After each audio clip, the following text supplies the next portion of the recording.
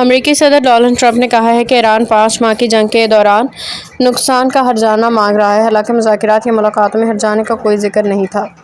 Truth social پر جاری بیان میں صدر ٹرمپ نے کہا کہ امریکیوں کے قتل و زخمی ہونے پہ ایران سے ہرجانہ طلب کر رہا ہوں۔ سڑک کنارے بم دھماکوں تنازعات میں جنرل سلیمانی کا مرکزی کردار تھا۔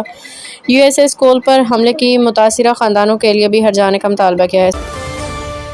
سول اسپتال میں غلط سرجری کی وجہ سے خاتون کئی دیگر بیماریوں میں مبتلا ہو گئی تھی۔ عدالت نے اس کیس میں اسپتال کے خلاف ہرجانے کا حکم جاری کر دیا ہے۔ سینئر سول جج جنوبی کی عدالت میں متاثرہ خاتون نجمہ رضوان نے سول اسپتال کراچی کے خلاف ہرجانے کا کیس دائر کیا تھا۔ عدالت نے سول اسپتال کو متاثرہ خاتون کو 65 لاکھ روپے ہرجانہ ادا کرنے کا حکم دے دیا۔ عدالت نے حکم میں کہا کہ سول اسپتال متاثرہ خاتون کو 60 دن میں ہرجانہ ادا کرے۔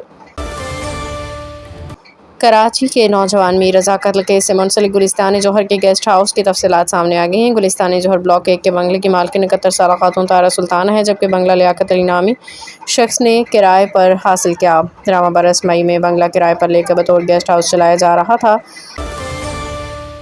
آزاد کشمیر قانون ساز اسمبلی کے انتخابات کے تیسرے مرحلے کے غیر حتمی نتائج آنے کا سلسلہ جاری ہے۔ سابق وزیر اعظم سردار عتیق الیکشن ہار گئے۔